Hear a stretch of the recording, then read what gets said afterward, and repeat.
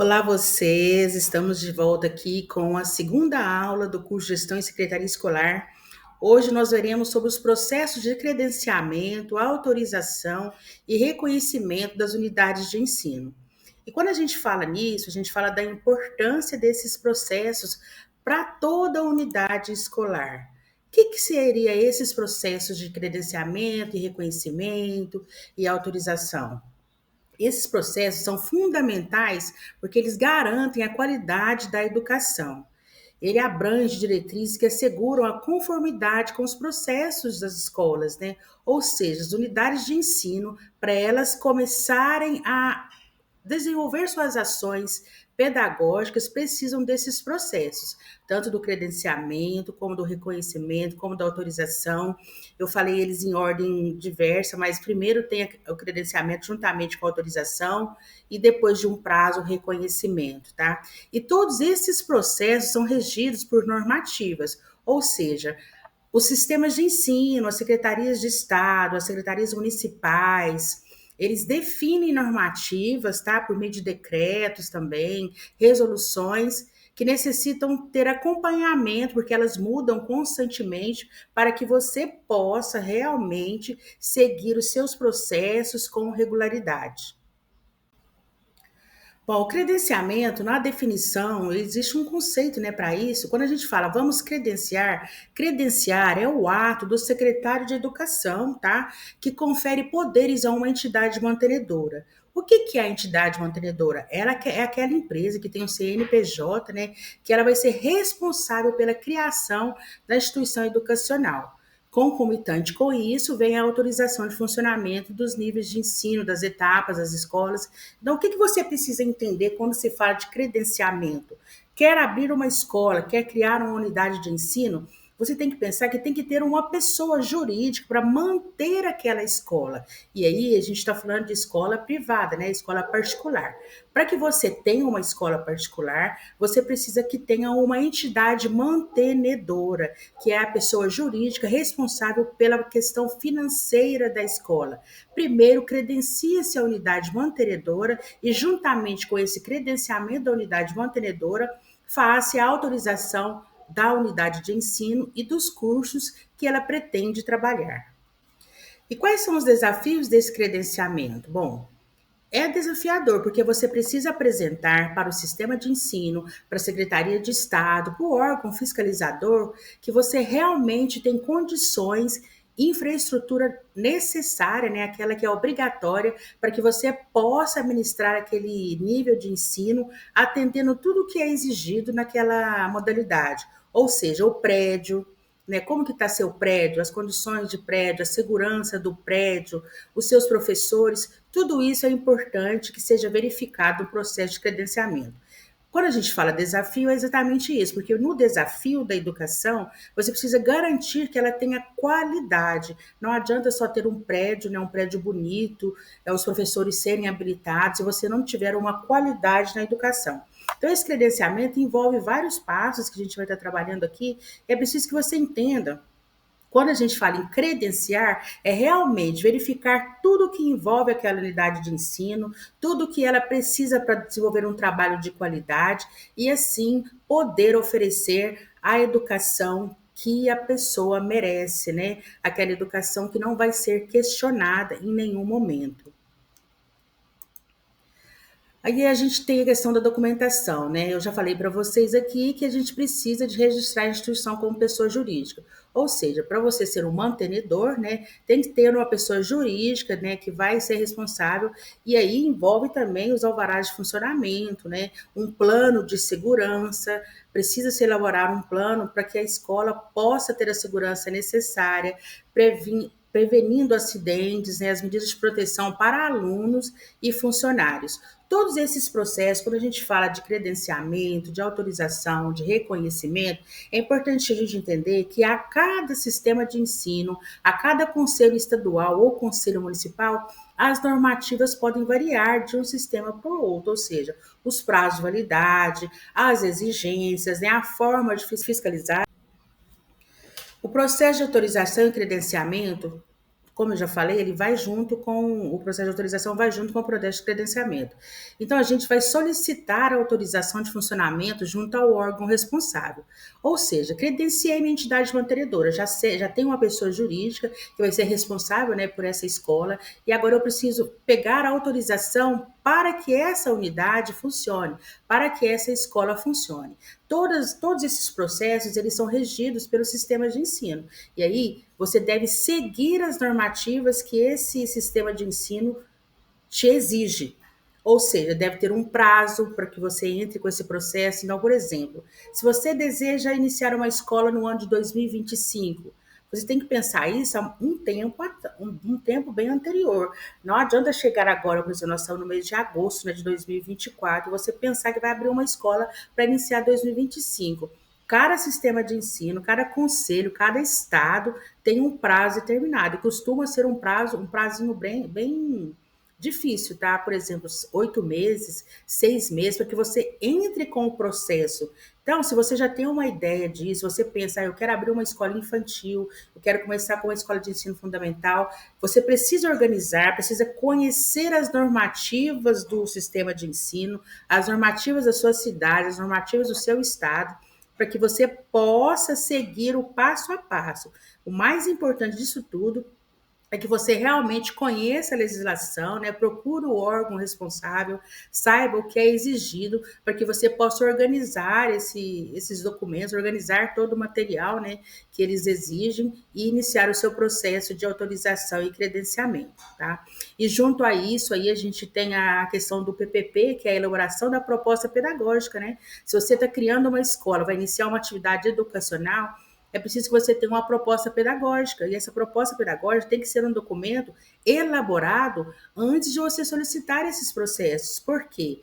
Para que sua escola seja autorizada, precisa-se já ter a proposta definida, né? Como que eu vou trabalhar? De que forma serão meus cursos? O que eu vou oferecer? Ensino fundamental, ensino médio, educação de jovens e adultos, educação à distância, educação técnica, eu vou trabalhar com cursos profissionalizantes, cursos técnicos, né?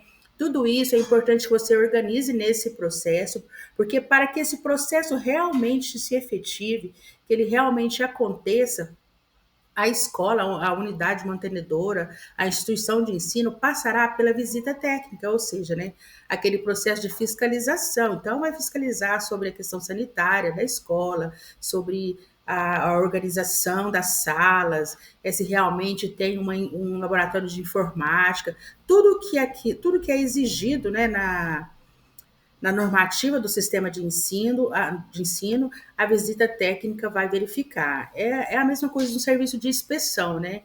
Uma visita de inspeção para verificar se a escola realmente vai oferecer um trabalho de qualidade. E na elaboração do projeto pedagógico, que é esse documento tão necessário, né, para esse processo, é preciso que você desenvolva esse projeto e atenda às diretrizes curriculares do sistema de ensino, que são estabelecidas pela legislação. Ou seja, a proposta pedagógica da escola, ela inclui os objetivos da escola, o que você pretende alcançar com essa unidade de ensino, quais são as metodologias que você vai utilizar, qual vai ser a sua estrutura curricular, como vai ser seu processo de avaliação, quais serão as ações que farão a integração dos alunos, como serão dividido esse tempo de escolarização, se é módulo, né, se é anual, se é semestral, como serão os seus horários, o que você vai ver em cada conteúdo. Então, toda a proposta pedagógica da escola tem que ser construída antes de iniciar esse processo, porque na autorização, no credenciamento, é exigido este documento. Outro ponto importante também, né? Além da proposta pedagógica, que você precisa estar com ela bem organizadinha, né? Tudo certinho. As instalações físicas da escola, né? Que isso faz parte da infraestrutura e dos recursos da escola, né?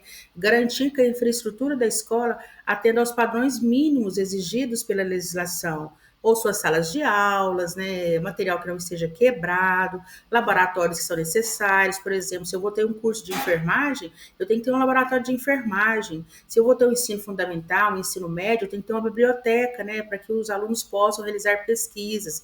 Tem que ter uma área de lazer, que é muito importante. As instalações sanitárias devem estar adequadas, né? com rampas de acessibilidade. Tudo isso, quando você vai construir a sua proposta e quando você vai realmente entrar com esse processo de credenciamento e autorização da sua unidade de ensino, você precisa conhecer antes. Então, o ponto básico para essa questão de gestão educacional, que envolve a criação de uma escola, o início de atividades escolares que atendam à legislação, é realmente conhecer a legislação, tá? Conhecer o que traz nas normativas, nos decretos, né, nas resoluções, e isso é preciso ser acompanhado. Então, a partir do momento que resolveu criar uma escola, vou alterar o meu nível de escola, eu só tenho ensino fundamental, quero passar para ensino médio, você precisa conhecer isso e passar por esses processos aí.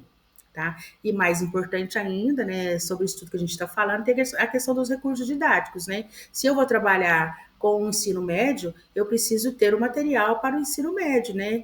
E se a minha proposta fala que eu vou trabalhar com filosofia, com sociologia, eu tenho que ter materiais relacionados a esta área para que os alunos e professores possam realizar pesquisas, né? Além de equipamentos de tecnologia. Hoje não se tem mais escola sem laboratório de informática, né? Os materiais didáticos devem estar atualizados, né? O material dos professores, entre outras coisas. Então, resumindo, em termos gerais, é preciso realmente preocupar com a infraestrutura da escola e com os recursos didáticos que serão utilizados no processo educacional. Ponto importante também, que merece destaque, né, nessa questão do processo de credenciamento e autorização, é o seu corpo docente. Você não vai conseguir a sua autorização inicial da escola se você não tiver um corpo docente já definido. Você tem que ter professores habilitados. Você vai trabalhar com o curso de radiologia, o curso de segurança do trabalho. Você tem que ter profissionais nessa área com a documentação totalmente ok, para que eles possam responder por essas disciplinas, né, por esses conteúdos. Se você vai trabalhar com educação infantil, você tem que ter profissionais habilitados nessa área. Tem que ter um diretor que tenha uma formação específica para ser um diretor de escola. Tem que ter um especialista em educação para que acompanhe os processos pedagógicos. Tudo isso está bem especificado, tá? Nas normativas de cada conselho. E além também do corpo docente da escola, né, que é a parte que desenvolve toda a área pedagógica da escola, tem também a questão administrativa, tem que ter uma equipe administrativa, né, que seja capacitada para gerenciar a escola e dar o suporte nas atividades pedagógicas. E é nesse momento aqui, quando a gente fala de estrutura administrativa, que entra a questão do secretário escolar. O secretário escolar já tem que estar definido quando a gente faz a autorização da escola, porque o secretário é aquela pessoa, aquele agente que responde por toda a documentação da escola. E aí ele vai ter uma assinatura nos documentos, juntamente com o diretor, e o secretário também tem que estar definido. Então, retomando, vou abrir uma escola, eu tenho que ter consciência, né, que eu tenho que ter toda essa infraestrutura, todos os recursos necessários, e o meu corpo docente administrativo deve estar regularizado, já definido, determinado. Bom, e aí falamos de autorização, de credenciamento, de reconhecimento, eu ainda não falei, mas autorização e credenciamento. É importante que vocês saibam que esses processos têm prazos de validade, ou seja, quando eu credencio uma escola, fiz todo o processo, enviei toda a documentação para o sistema de ensino, para a superintendência, né? Superintendência de ensino, ou para o Conselho Estadual de Educação, ou para a Secretaria de Educação, aquele órgão que é responsável, né, em cada região, você enviou aquela documentação, foi aprovada, foi publicado no Diário Oficial, né, do seu estado, aí você tem que saber que isso tem um prazo. Ou seja, credenciei a minha unidade hoje, credenciei e autorizei. Ela tem um prazo de validade. Costuma ser um prazo de validade de 5 anos para a entidade mantenedora, então depois de 5 anos é preciso renovar, né? Fazer esse recredenciamento, e a autorização depende da modalidade de ensino que você vai atuar. Então, é preciso saber dentro do sistema de ensino, costuma ser 3 anos, 2 anos, né? Precisa conhecer sobre essa legislação e acompanhar os processos. Então, todos os processos têm um período de validade determinado.